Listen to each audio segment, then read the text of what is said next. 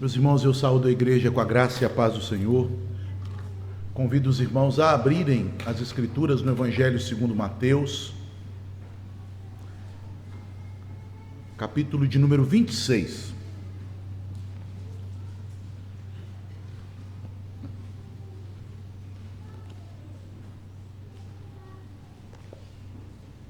Evangelho do Senhor segundo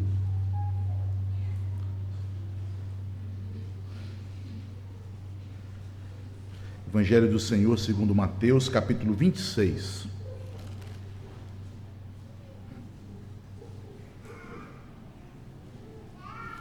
E nós faremos mais uma vez a leitura do texto da instituição da ceia do Senhor, a partir do verso 26 ao 30, sendo que nossa meditação nesta noite será principalmente nos versos 29 e 30. Mateus 26, a partir do verso 26 até o verso 30.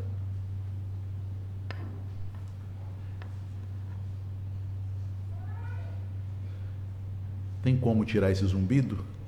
Se não for possível, eu poderia pregar com outro microfone. Pedir para o pessoal do som trazer o outro microfone.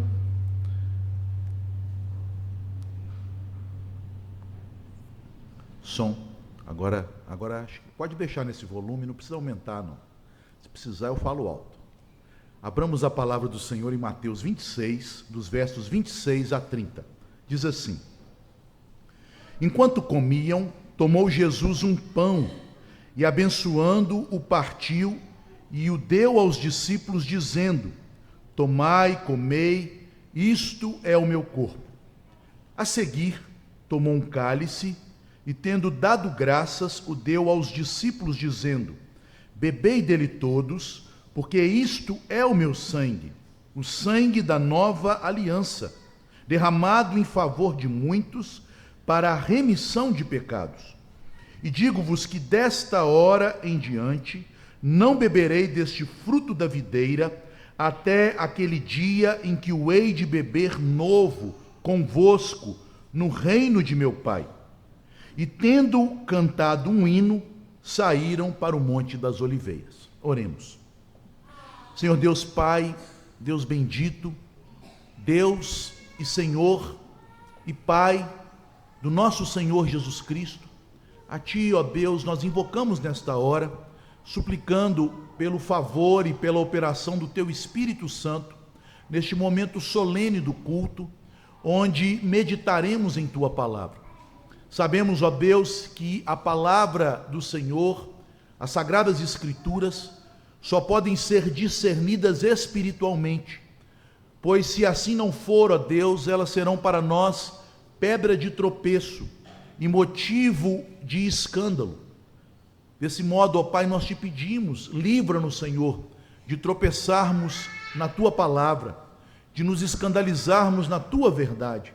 Dá-nos pelo Teu Espírito Santo um coração aberto e propício para receber a boa semente do Evangelho.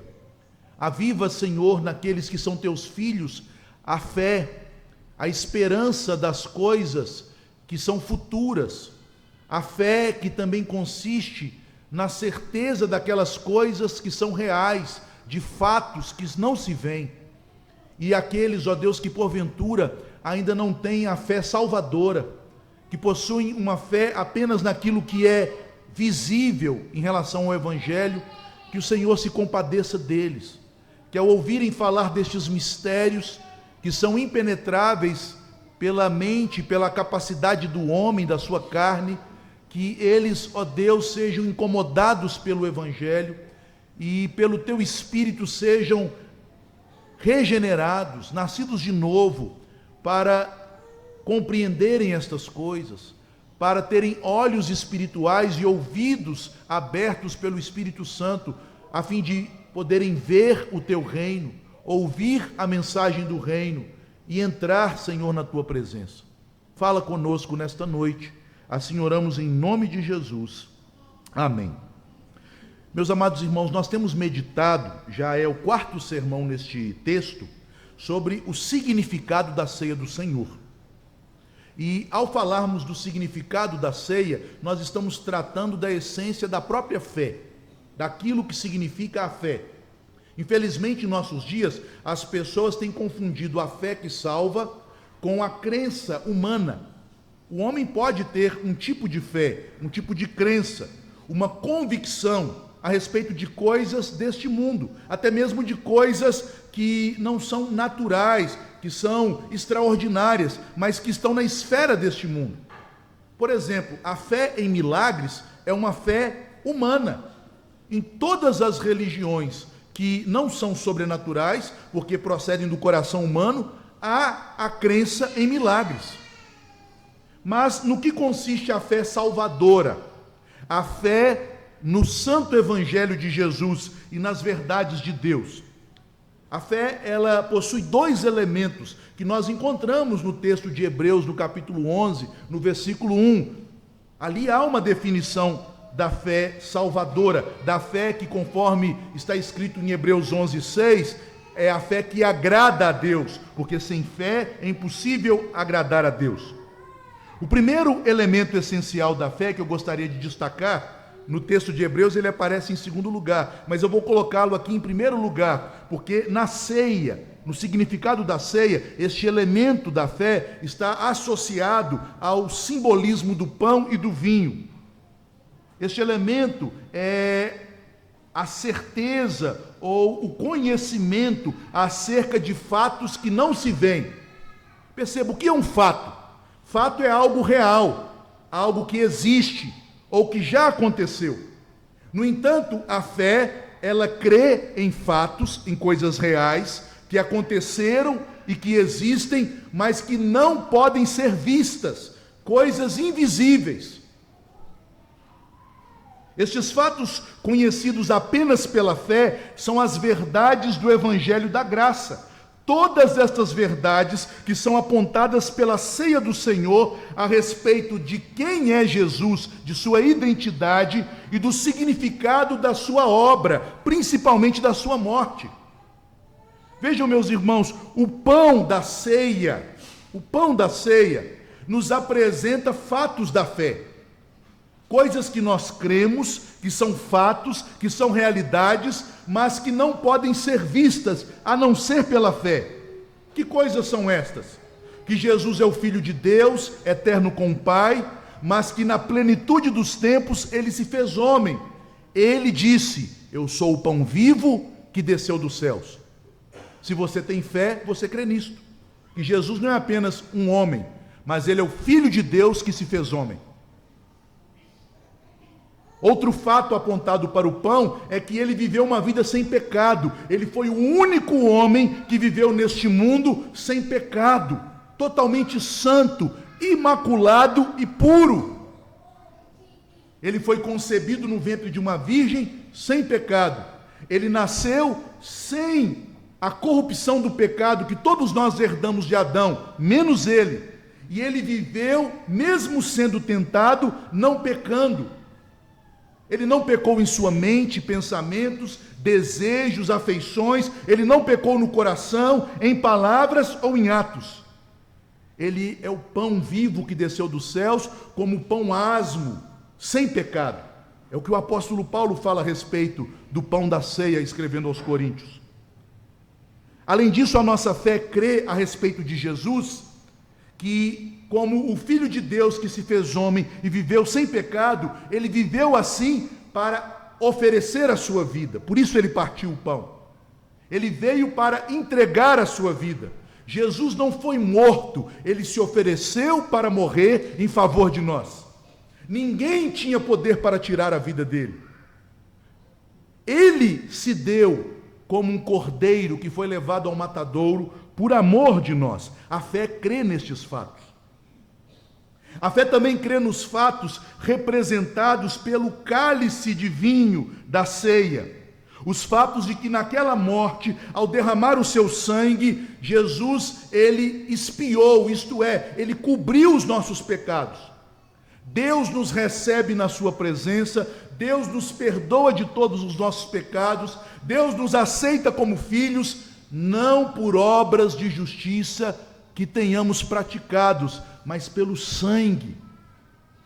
O caminho até o trono de Deus foi aberto pelo sangue. É pelo sangue que Jesus fez uma nova aliança, restaurando a comunhão dos homens com Deus. É pelo sangue que Jesus inaugurou o seu reino, chamando muitos de povos e nações para serem salvos através de seu sangue. É pelo sangue que os pecados são perdoados. Isto são fatos. Mas para quem não tem fé, esta pessoa pode até acreditar que houve um homem histórico chamado Jesus e que em determinado momento ele foi injustamente condenado pelos romanos, morto por uma crucificação. Mas somente pela fé você entende que aquele homem histórico chamado Jesus é o Filho de Deus, onisciente, e ao morrer ele já te conhecia antes de você nascer e ele estava fazendo um sacrifício de amor por sua vida. Que aquele sangue te reconciliou com Deus. Isto é fé. Fé é crer em fatos que não se podem ver. Este é o primeiro elemento essencial da fé. Mas também, meus irmãos, podemos dizer que há um outro elemento da fé. Porque a fé não apenas visualiza os fatos invisíveis, porque são celestiais, porque são espirituais. A fé também já antevê coisas que ainda não aconteceram, mas que ela pode ter a certeza de que acontecerão, porque estas coisas foram determinadas e prometidas pela palavra de Deus. Por isso, na definição de fé, o autor da Epístola aos Hebreus declara que a fé também é a certeza de coisas que se esperam. A fé crê em fatos invisíveis, sobre quem Jesus é, sobre o que Jesus fez, e ela crê sobre eventos futuros relacionados ao que Jesus ainda fará. Isso é fé. A fé, portanto, meus irmãos, está profundamente entrelaçada com a esperança. Na verdade, a fé tem na esperança a âncora da alma, conforme está em Hebreus 6,19. Pela fé nos fatos que não se veem, pela esperança das coisas que se esperam, mas que ainda não aconteceram, mas nós temos a certeza de que elas acontecerão, porque a palavra de Deus não pode falhar. A alma do crente tem uma âncora, ela está segura como um barco que é levado de um lado para o outro pelas ondas bravias do mar, mas ele está seguro, porque a fé e a esperança nos ancoram na rocha, que é Cristo. Vejam, meus irmãos, que falar do significado da ceia é, portanto, falar do significado da fé. Entender a ceia, não apenas com a mente, mas recebendo-a em nosso coração, é exercitar a fé.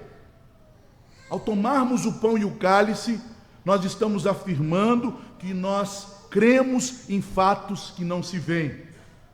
E ao praticar a ceia de maneira cotidiana, de maneira constante, ordinária, mantendo esta cerimônia dentro da igreja, nós estamos afirmando que nós cremos que um dia Jesus haverá de nos servir o último cálice, um vinho novo, no reino de seu Pai. E eu quero falar, portanto, deste significado especial da ceia relacionado à nossa esperança cristã. Meus irmãos, nestes versículos 29 e 30, Jesus agora aponta para o alvo futuro da fé. A fé, ela tem um alvo celestial, aquilo que Cristo já conquistou para nós e se encontra nas regiões celestiais. A fé, ela tem um objeto ou um alvo no passado, a obra de Cristo na cruz do Calvário, mas a fé também, ela alça os nossos olhos para o futuro. Sendo assim, meus amados, a ceia do Senhor significa a promessa de um reino glorioso que será dado aos crentes em Jesus. Quando nós tomamos a ceia, nós participamos não apenas daquilo que Cristo já fez por nós, mas pela fé nós participamos daquilo que Cristo ainda irá fazer por nós. Ele nos dará entrada num reino glorioso. Veja como nós podemos extrair estas verdades do significado futuro da ceia, principalmente destes versos 29 e 30. Jesus começa no verso 29 dizendo: e digo-vos que desta hora em diante, então daquela última ceia para frente, não beberei deste fruto da videira até aquele dia em que o hei de beber novo convosco no reino de meu Pai. Alguns intérpretes pensam que Jesus estava falando do momento em que, após a ressurreição e antes dele subir aos céus, ele por algumas ocasiões se reuniu com seus discípulos e partiu o pão com eles e lhes deu a ceia.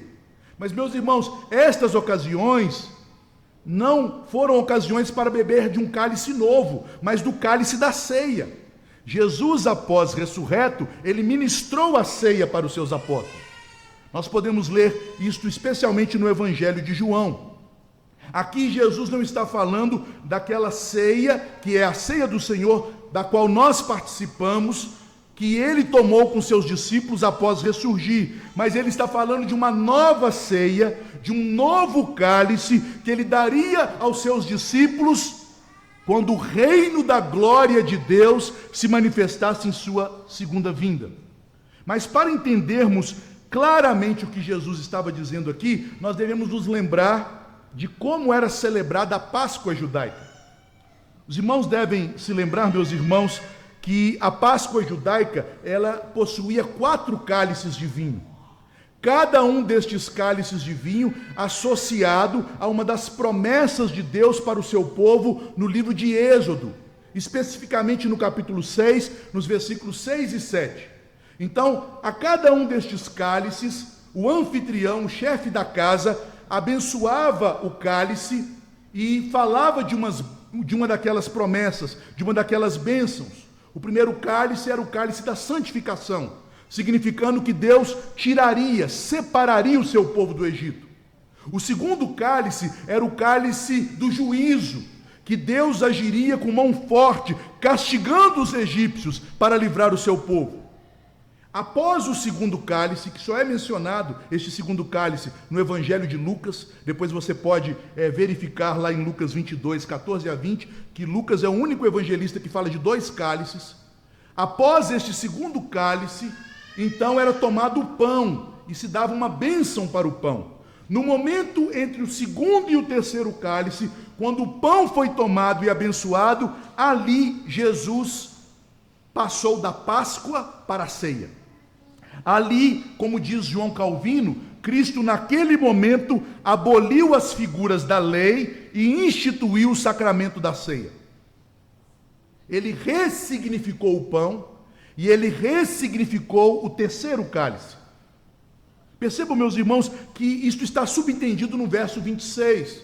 Diz lá no verso 26, enquanto comiam, o que eles estavam comendo? A Páscoa.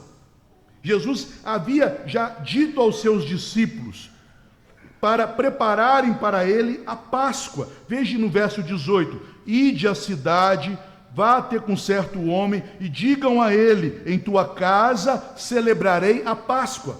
Então eles comeram do cordeiro pascal, eles beberam do primeiro e do segundo cálice, que fazia parte da Páscoa, o cálice da separação do Egito, o cálice do juízo de Deus contra os inimigos do seu povo, e agora no momento da bênção do pão, Jesus então abandona o rito da Páscoa e institui um novo rito, o rito da Santa Ceia.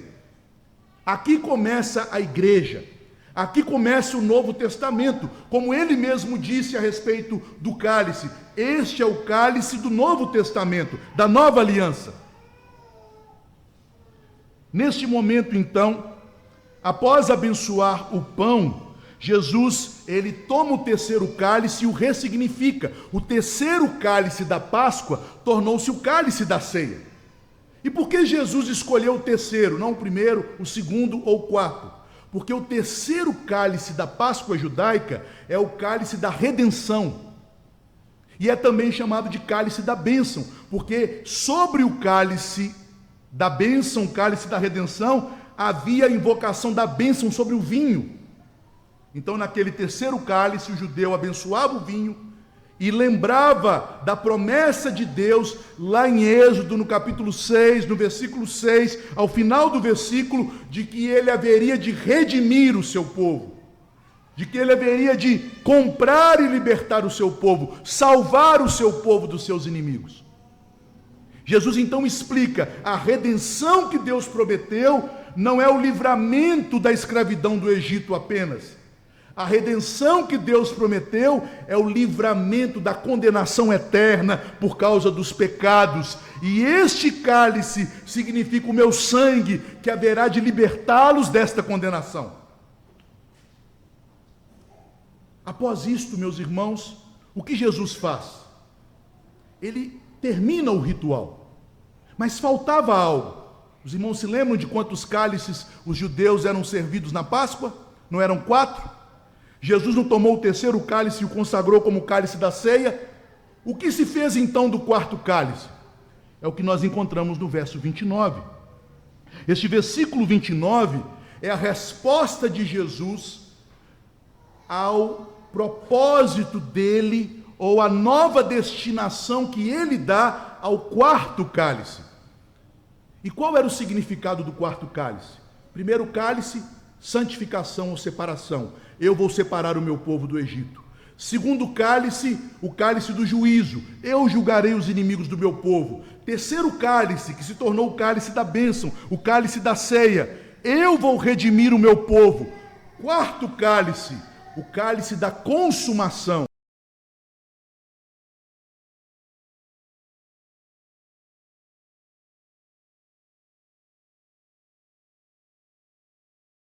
Faltando este último cálice, neste momento, Jesus então declara a respeito do quarto cálice, de que ele não seria bebido naquele dia. E digo-vos, desta hora em diante, não beberei deste fruto da videira. Ele estava se referindo ao quarto cálice. Este aqui nós não vamos beber hoje. O ritual acabou aqui. A Páscoa cessou. Começou a igreja, agora vocês vão celebrar a ceia com pão e com o fruto da videira, com vinho, com cálice apenas, mas a ceia é apenas uma preparação para um dia em que este cálice que foi deixado sobre a mesa será servido por mim para vocês. Vejam, meus irmãos, que este quarto cálice está ali registrado a promessa em Êxodo 6, versículo 7, que diz assim: tomar-vos-ei por meu povo e serei o vosso Deus. Os judeus no Egito, percebam, quando eles celebraram a Páscoa, eles estavam às vésperas de receberem a redenção, de serem libertados do Egito. Mas ainda faltava muitos anos deles receberem a promessa de entrarem na terra prometida e construírem um santuário para que Deus habitasse no meio deles. Isto só se cumpre a partir de Josué e só finaliza nos dias de Salomão. Da mesma forma, quando Jesus oferece o cálice da ceia, ele o faz às vésperas da sexta-feira, em que ele haveria de ser crucificado para derramar o seu sangue para a nossa redenção. Mas ainda faltaria um tempo até aquele dia em que nós entraríamos na presença dele para desfrutar de plena comunhão. É por isso, meus irmãos, que o apóstolo Paulo, explicando o significado da ceia, ele não apenas chama a nossa atenção para a cruz, mas também para o céu. Não é isso que está lá em 1 Coríntios 11, 26? O apóstolo Paulo começa com a palavra porquê, explicando por que nós participamos da ceia, por que nós entendemos ou discernimos a ceia. E ele diz: porque todas as vezes que comerdes este pão e beberdes o cálice, anunciais a morte do Senhor, passado, redenção. Até quando? Até que ele venha. O cálice novo que haveremos de beber com ele nos céus, quando ele vier. Um grande teólogo do Novo Testamento, chamado Carson, ele explica esta fala de Jesus no versículo 29, nos colocando no contexto da Páscoa judaica, que agora foi transformada na ceia da igreja cristã. Ele diz o seguinte: assim, Jesus está simultaneamente prometendo que aquele último cálice ele beberá como um cálice amargo na cruz. Então, aquele último cálice Ele vai beber, não os discípulos. Mas também ele promete a presença divina dele até que o reino de Deus celestial venha em sua plenitude. Então ele beberá do cálice da consumação, do cálice da comunhão com o seu povo. Em certo sentido, meus irmãos, Jesus bebeu o quarto cálice, mas para que houvesse comunhão do Filho de Deus que é santo com pecadores tais como nós, foi preciso que este cálice da comunhão que Jesus sorveu na cruz fosse um cálice amargo, para que ele viesse para nós como um cálice novo. Vejam o que ele diz no versículo 29, que o fruto da videira que ele haverá de servir para nós é novo. O novo aqui, amados irmãos, se refere ao fruto da videira, e alguns tradutores fazem uma tradução mais acertada para a nossa compreensão, até que vocês possam beber um vinho novo. O novo aqui se refere ao conteúdo do cálice, ao vinho, dando a entender que é um vinho doce. É como se ele dissesse: este cálice da comunhão será para mim um cálice amargo, para que para vocês, no dia da glória celestial, ele seja um cálice doce. Entendido então este contexto, e sem esse contexto fica praticamente impossível compreendermos as palavras de Jesus neste versículo 29, qual a conclusão que nós podemos tirar daqui? Na verdade, meus irmãos, nós podemos extrair deste verso 29 que Jesus estava aqui se despedindo de seus discípulos. Ele está dizendo, fisicamente, como Filho de Deus que se fez homem, eu não estarei mais convosco. Vocês não haverão de usufruir mais da minha presença. É o que está lá em 2 Coríntios 5, 6 e 7. O apóstolo Paulo diz que enquanto estamos nesta terra, neste corpo caído, estamos ausentes do Senhor. Estamos ausentes. Cristo está presente de maneira espiritual, como Deus, mas sua presença física, sua presença na forma humana, ela seria retirada da terra. Ele voltaria para os céus. Ele é o pão vivo que desceu dos céus, mas que tornaria ao Pai. E neste tempo, nós ficaríamos sem a presença dele. Porém, na consumação do reino da graça, quando Deus introduzir a sua glória no mundo, quando o reino do Pai se manifestar com poder, através do juízo, através da ressurreição, através da restauração de todas as coisas, então Jesus, como homem, o Filho de Deus que se fez homem, ele haveria de descer, de manifestar-se mais uma vez, para ter comunhão conosco. Esta é a promessa de Jesus. Sendo assim, meus irmãos, a ceia do Senhor, ela aponta para este futuro glorioso. Ela chama a nossa atenção para uma fé cheia de esperança. Qual é a esperança que devemos ter? Que um dia, aquele homem que era o próprio Deus, que te amou antes de você ter existido, um dia você vai vê-lo face a face. Você vai tocar nele. E ele diz que vai enxugar do teu rosto todas as suas lágrimas. Naquele dia, ele te servirá o cálice, não da bênção que você já tem no sangue dele, mas o cálice da comunhão, da consumação, um vinho novo e doce da glória celestial. Meus irmãos, eu não me arrisco a dizer se este cálice é literal ou não. Não vou me arriscar. Mas fiquemos com o significado dele. O significado é que na volta de Cristo, embora ele esteja presente conosco espiritualmente, nós teremos uma comunhão perfeita, de tal forma perfeita que nós poderemos tocar nele, nós poderemos debruçar nos ombros dele. Vejam, meus irmãos, que foi esse tipo de comunhão que os discípulos experimentaram. Abra sua Bíblia em 1 João, no capítulo 1. Veja como João descreve a comunhão que ele tinha com o Senhor Jesus. E, meus irmãos, eu não sei se existe inveja santa, mas isto deve produzir em nosso coração o mesmo desejo de usufruirmos dos privilégios que João teve, Veja o versículo 1 de 1 João, capítulo 1. O que era desde o princípio, o que temos ouvido, o que temos visto com os nossos próprios olhos. João, ele viu o Filho de Deus em forma humana, e ele diz, o que contemplamos e as nossas mãos apalparam com respeito ao verbo da vida. Meus irmãos, já pensou? Jesus está dizendo destes eventos, que devem ser a esperança da nossa alma, de estarmos na presença dEle, de ouvirmos a voz dEle dizendo, e nós não sabemos qual a aparência dEle, e é até pecaminoso tentarmos imaginar, mas então nós o veremos em sua glória, e Ele dirá, meu bendito filho, meu amado irmão, por quem eu morri, por quem eu tenho intercedido durante toda a sua vida, venha até aqui, me abrace. Até aquele dia, nós estamos em espera, mas haverá um dia em que receberemos não apenas os privilégios do sangue de Cristo que perdoa os nossos pecados, mas receberemos o privilégio de termos o próprio Cristo como nosso amigo preferido, amigo dileto, companheiro, amado de nossa alma, juntos a Ele nos céus. Esta é a esperança que a ceia transmite.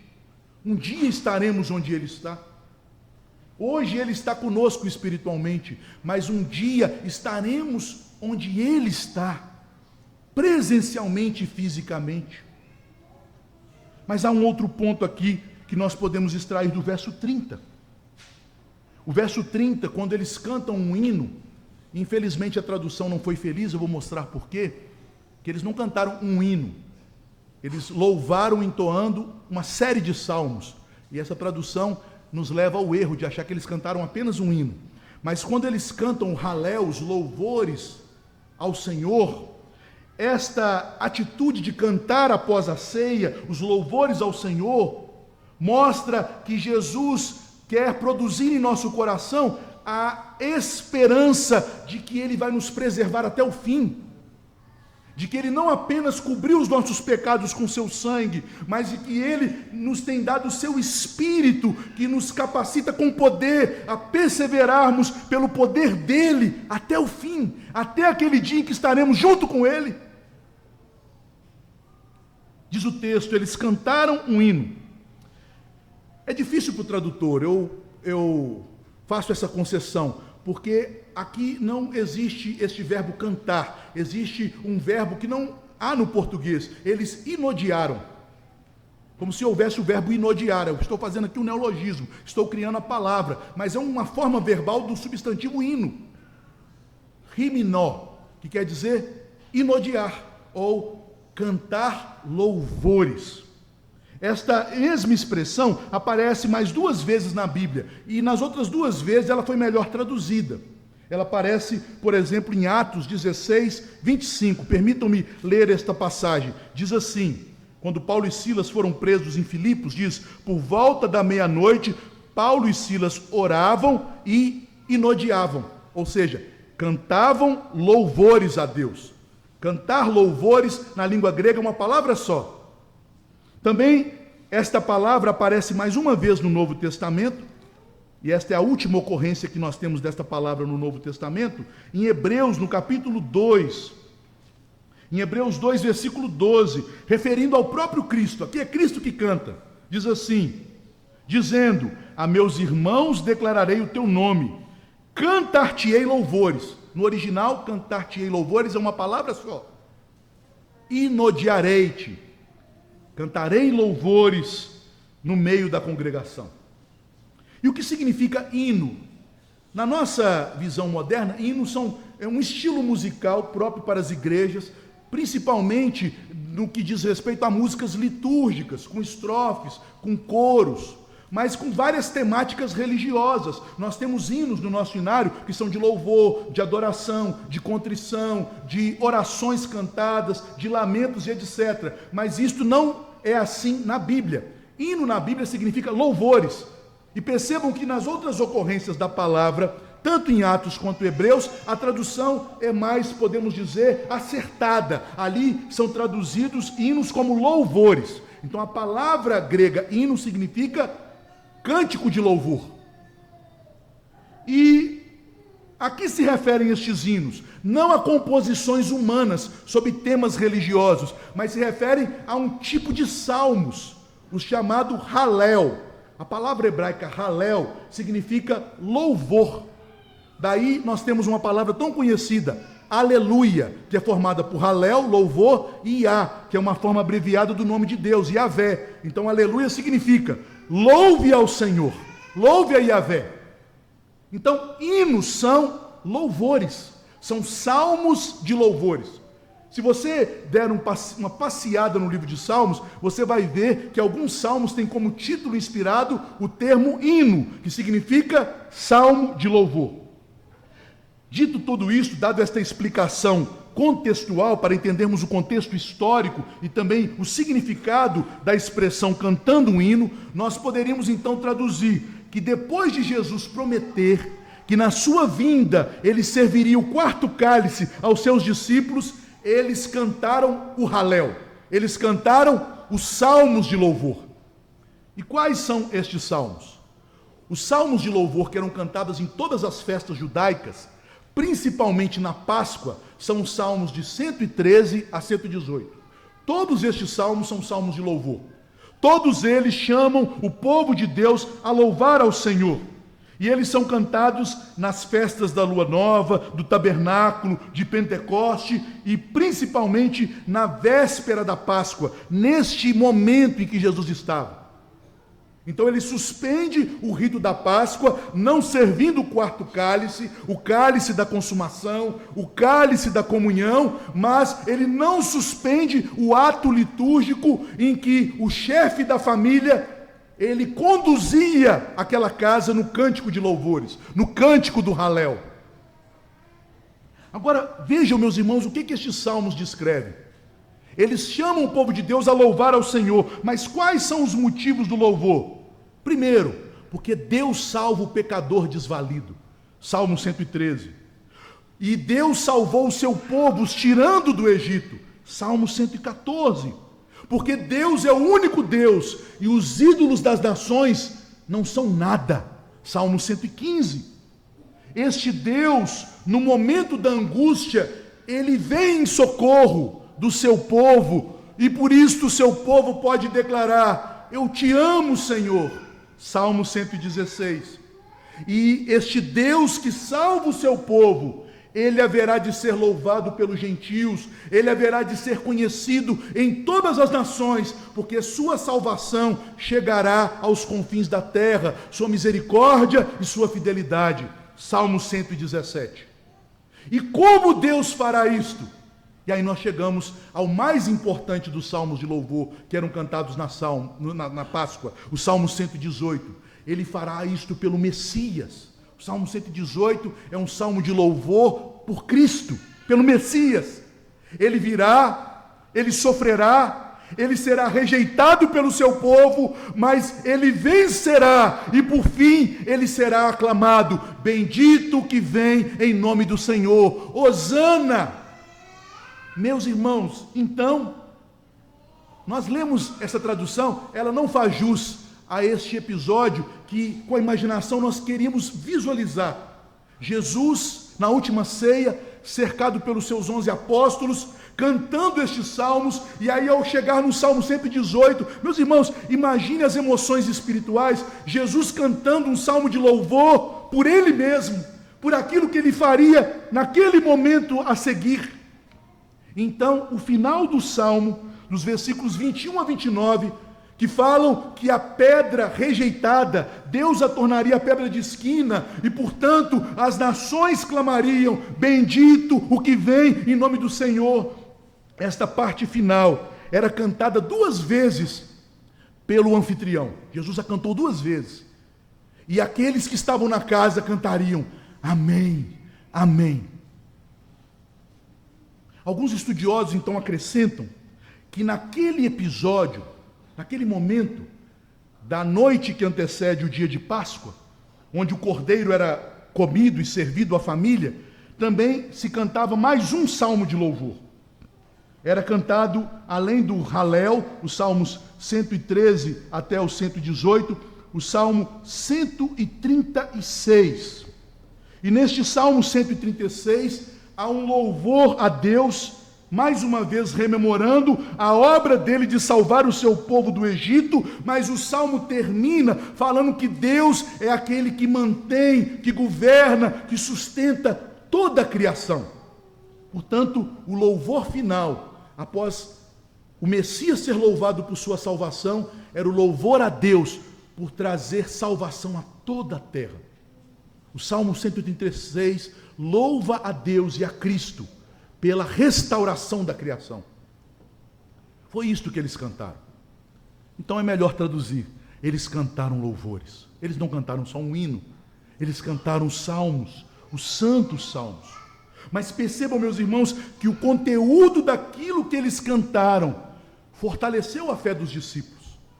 Os preparou para os momentos que estavam adiante deles, os momentos tenebrosos do Getsemane, da crucificação, do sábado em que Cristo estava sepultado e eles tiveram que se esconder com medo da perseguição dos judeus.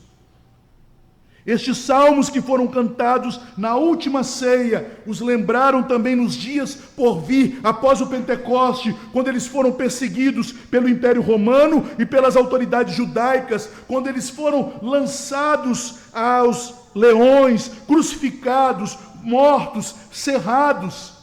Estes salmos lembravam aqueles homens de que Deus haveria de preservá-los, de que aquele que começou a boa obra neles haveria de completá-la, que o Messias, ao realizar a redenção e agora atraindo os gentios, como está no Salmo 117, para abandonarem os ídolos vãos que estão lá no Salmo 115, para levar os homens a amarem a Deus, conforme eles cantaram no Salmo 116, este Messias haveria de voltar para inaugurar o seu reino sobre toda a criação. Salmo 136. Portanto, a ceia, meus irmãos, aponta para estes atos futuros, para a nossa comunhão perfeita que teremos com Cristo,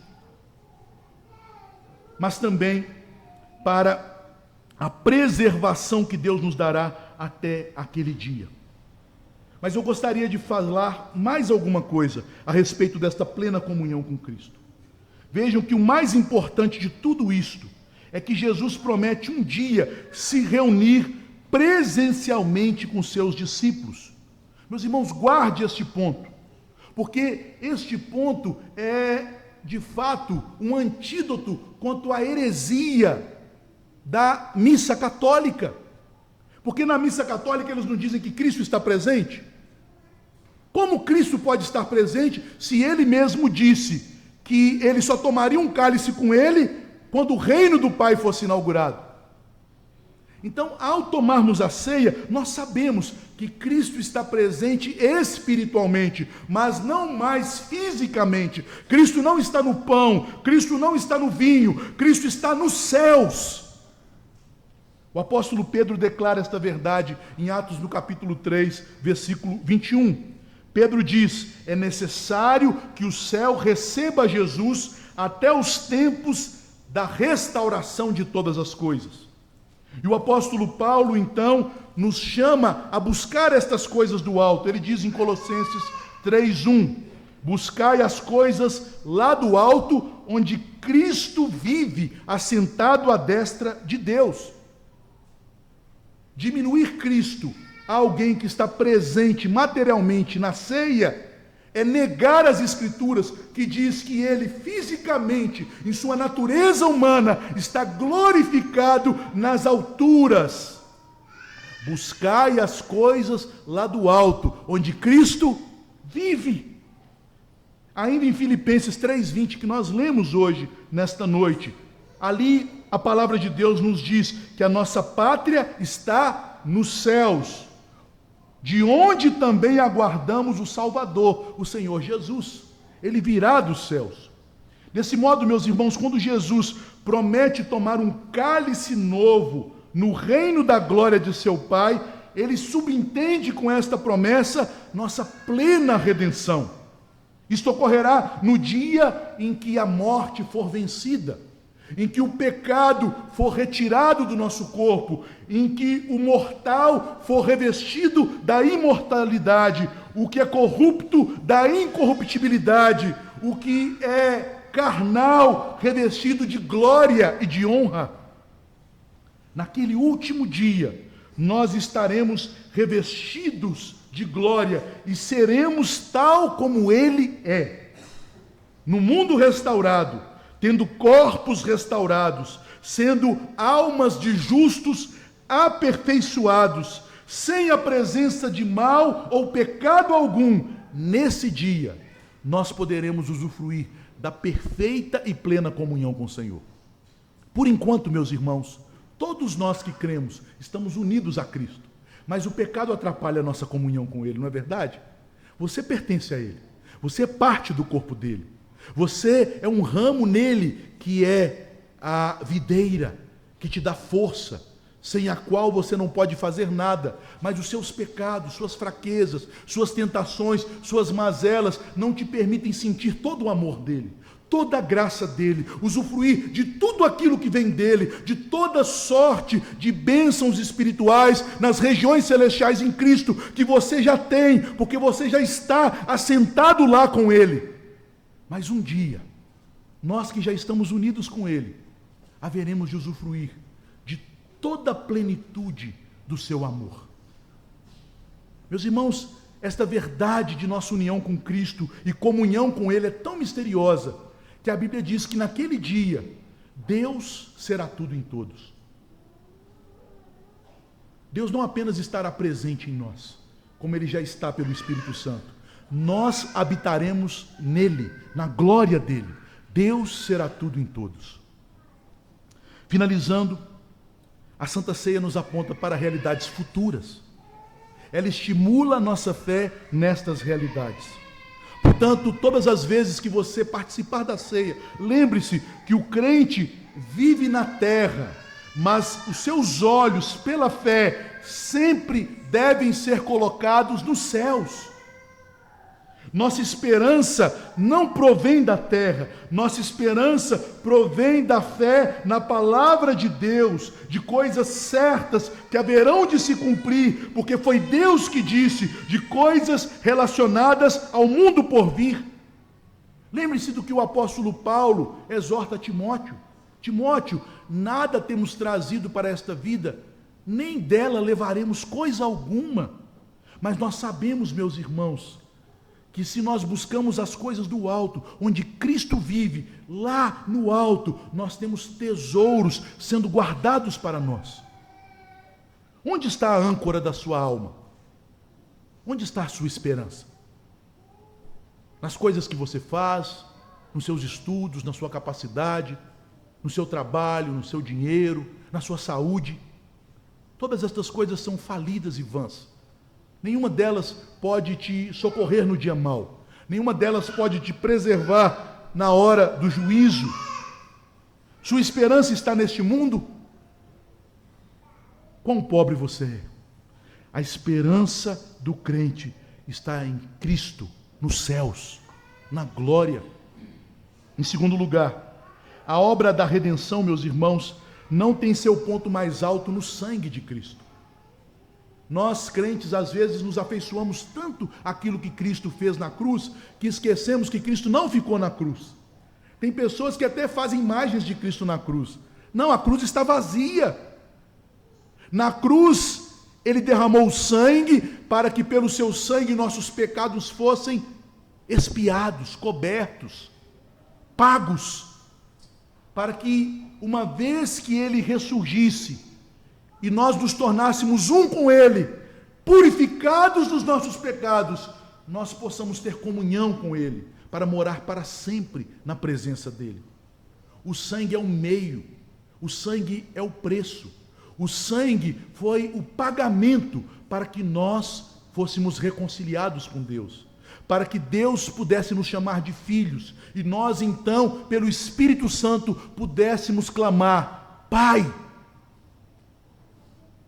Às vezes os crentes estão tão preocupados com seus pecados, com a consciência tão perturbada pelas acusações de Satanás, que eles se esquecem que os pecados já foram perdoados para que nós tenhamos comunhão com Cristo. E na medida em que nós buscamos a comunhão, nós somos santificados e vivemos sem pecar. Vivemos vencendo o pecado. Quando eu falo sem pecar, não é que você não vai pecar mais, mas você vai ter vitória sobre o pecado na medida em que você tiver comunhão com Cristo. Você vai conseguir ter mais eficácia na sua luta contra o pecado, na medida em que você focar sua esperança nas promessas eternas em Cristo. E por fim, meu irmão, com sinceridade, meu querido irmão, você quer ver Jesus? Hoje não, pastor. Por que não hoje? Por que não? O apóstolo Paulo disse: morrer para mim é lucro. Morrer é lucro. Você quer ver Jesus? Uma vez uma criança me disse assim: pastor, eu não quero que Jesus volte. Por quê? Porque eu quero casar primeiro. Está tão iludida com casamento. Casamento pode ser uma grande bênção, mas não há bênção maior do que as bodas do Cordeiro. Sermos recebidos nos céus como a noiva de Cristo. Eu te pergunto, você quer ver Jesus? Você quer estar perto dele? Você quer tocá-lo e sentir ele com a sua mão cheia de compaixão e bondade enxugar do teu rosto suas lágrimas? Você quer cear com ele e desfrutar deste cálice de bondade, de misericórdia e de salvação? A ceia do Senhor, o culto que você tem prestado aos domingos, tem despertado no seu coração um desejo, uma aspiração sincera pelo amado de sua alma e pelos céus, que é a sua pátria? Meus irmãos, nós vivemos em tempos de um cristianismo mundano, que as pessoas querem que Jesus resolva os problemas dela aqui na terra. Mas não tem a forma mais fácil de Jesus resolver seus problemas do que te levando para o céu. Não fica pedindo para Jesus resolver seus problemas, não, que ele te leva para o céu. Vou resolver, vem para cá. Pronto, resolveu tudo. Mas o crente, quando ele vive na terra, ele vive sabendo: para mim morrer é lucro, é melhor estar com Cristo. Eu quero o Senhor Jesus, mas se eu vivo aqui, eu vivo para Ele, eu vivo como parte do corpo dEle, eu vivo para o serviço dEle. E se você ainda não experimentou e não compreendeu esta forma de viver, sabendo que morrer é lucro e viver é Cristo, você ainda não sabe quem é Jesus. Você ainda não tem ideia de quem é Jesus. Portanto, peça que o Senhor te dê esse tipo de fé. Porque somente esta fé, que espera com certeza as coisas futuras, é a fé que salva. Fiquemos de pé, vamos orar, pedindo a Deus que nos abençoe.